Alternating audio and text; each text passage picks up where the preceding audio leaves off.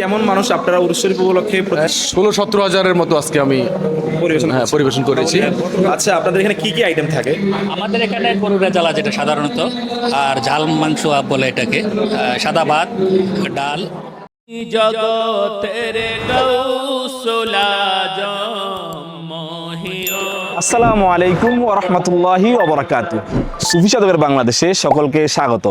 আজ আমরা অবস্থান করছি আশরাফনগরের ঐতিহ্যবাহী চাঁদপুরিশা দরবার শরীফ।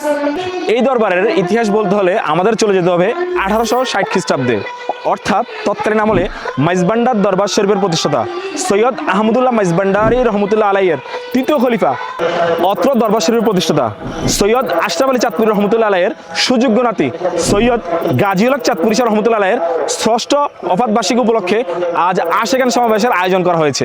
উক্ত অনুষ্ঠানের কর্মসূচিগুলো আপনাদেরকে দেখানোর চেষ্টা করব, সেই পর্যন্ত আমাদের সাথে থাকুন। এখানে প্রতিদিন হাজার হাজার মানুষ উরুস শরীফ উপলক্ষে তওয়ারুকের ব্যবস্থা করা হয়। এই মুহূর্তে আমি কথা বলবো অত্র দরবার শরীফের লঙ্গরখানার যিনি দায়িত্বে আছেন তার সাথে। আপনি আমার সাথেই থাকুন। আসসালামু আলাইকুম। আসসালাম। সকাল থেকে দেখতেছি আপনি অনেকের খাবারের ব্যবস্থা করেছেন বা বন্টন করতেছেন।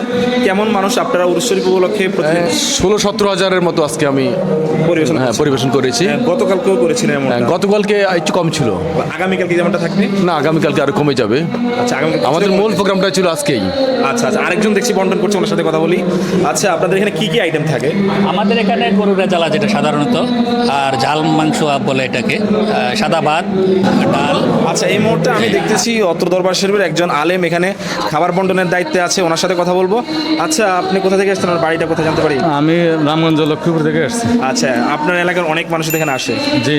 আচ্ছা, আপনি মসজিদের মেম্বার রেখে এখানে মানে খাবারের কাজে সহযোগিতা করছেন, এই ব্যাপারে যদি একটু বলতেন যে ওনাদেরকে উৎসাহ দিচ্ছেন কীভাবে আপনি?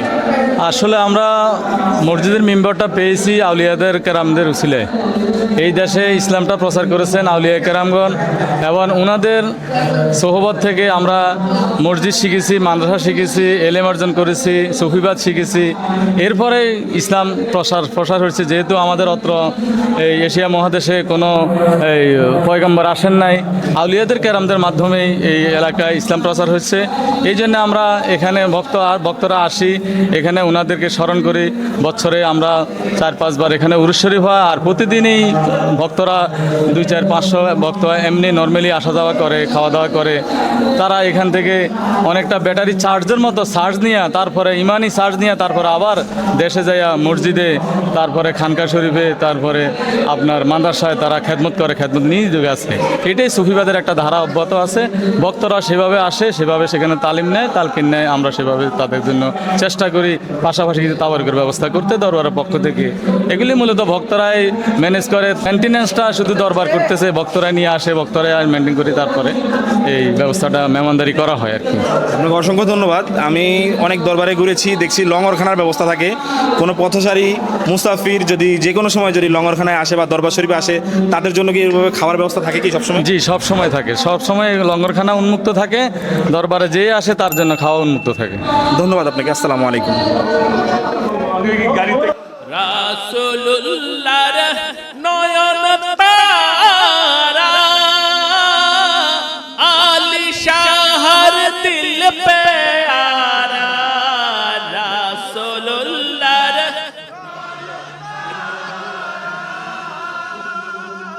আলি শাহ।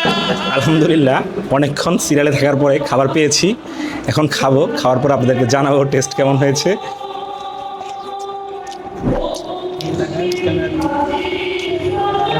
মাশাআল্লাহ, অনেক টেস্ট হয়েছে মাংসটা, আর অনেকগুলো মাংস দিয়েছে। সাধারণত কোনো বিয়ে বাড়িতে গেলে এত মাংস দেয় না। দরবারি খাবার তবারুক আসলে অনেক অল্প একটু দিলে পেট ভরে খাওয়া যায়, কিন্তু আমাকে অনেকখানি দিয়েছে। তো খাবারের পরে আপনাদেরকে পুরো অনুষ্ঠানটা দেখাবো ইনশাআল্লাহ, সাথে থাকবেন। أخرجني مدخل صدق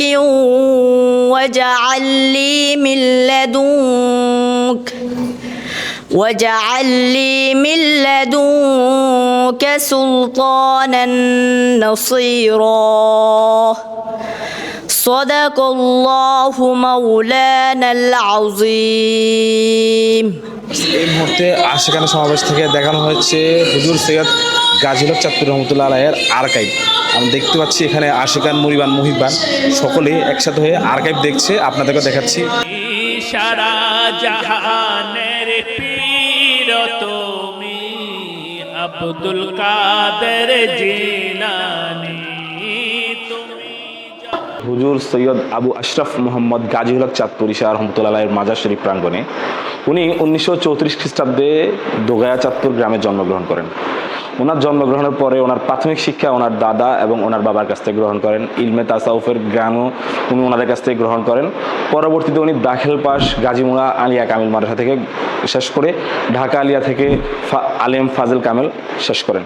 অতঃপর উনি ওনার বাবা এবং দাদার দেখানো পথ মত অনুসারে দরবারে চাঁদপুরি শাহ রহমতুল্লাহ আলাইয়ের দায়িত্ব গ্রহণ করেন।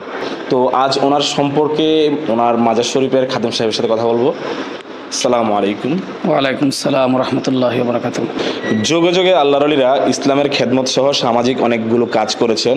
তেমনিভাবে আমরা আজকে জানতে চাইবো আপনার কাছে এই মহান এই আল্লাহর আলী এই এলাকায় এবং ধর্মীয় কাজের পাশাপাশি কী ধরনের সামাজিক কাজগুলো করেছেন একটু যদি বলতেন। আলহামদুলিল্লাহ, সৈয়দ আবু আশরাফ মোহাম্মদ গাজী হক চাঁদপুরি শাহ রহমতুল্লাহ আলাই ধর্মীয়র পাশাপাশি সামাজিক অনেক কার্যক্রম করেছে। এর মধ্যে সংক্ষিপ্তভাবে যদি বলতে যাই, হাসিপাড় থেকে যে রাস্তাটা সমাজের মানুষ চলাচলের জন্য এখানে রাস্তা ছিল না, রাস্তাটা করে দিচ্ছে। পাশাপাশি একসময় লাকসাম যে মানুষের চিকিৎসা নিতে হতো, এটার জন্য উনি এই এলাকার মধ্যে একটি হাসপাতাল উনি নির্মাণের জন্য জায়গা দিয়েছেন এবং অনেক কষ্টের বিনিময়ে এখানে একটা হাসপাতাল উনি নির্মাণ করে দিয়েছেন। এবং পাশাপাশি এই এলাকার যারা কৃষক ছিলেন তারা পানির অভাবে অনেক সময় কৃষিকাজ করতে পারতো না, তার জন্য উনি এখানে একটি সেলু তথা ডিপ মেশিনের ব্যবস্থা করে দিয়েছেন, এই এলাকার মানুষ যেন সামাজিকভাবে উন্নতির শিখরে যেন পৌঁছতে পারে। উনি প্রায় 40 বছর এই দরবার শরীফ সুন্দরভাবে পরিচালনা করেছেন এবং অতঃপর 2020 সালের 22শে জুন এই দুনিয়া থেকে বিদায় নিয়েছেন। ওনার বিদায় নেওয়ার পর অত্র দরবার শরীফের দায়িত্ব গ্রহণ করেন ওনার সুযোগ্য শাহজাদা ডক্টর সৈয়দ রেজাউল হক চাঁদপুরি শাহ মাদ্রাসুল আলী। বর্তমানে ওনার সদারতে সকল দরবারের কার্যক্রম পরিচালনা হয়ে আসছে। মাশাআল্লাহ, খুব সুন্দরভাবে আমরা দেখতে পাচ্ছি আজকে এই আশিকানা সমাবেশের কার্যক্রমগুলো সুন্দরভাবে পরিচালিত হচ্ছে।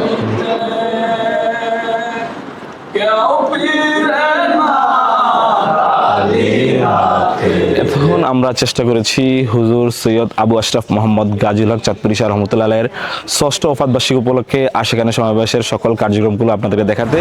ইনশাআল্লাহ আজ এখানেই শেষ করছি। পরবর্তী কোনো মহান আল্লাহর ওলির দরবারে আপনাদেরকে নিয়ে যাব। সে পর্যন্ত সকলে সুস্থ থাকুন, আর অবশ্যই জানাবেন আমাদের কন্টেন্টটা কেমন হয়েছে।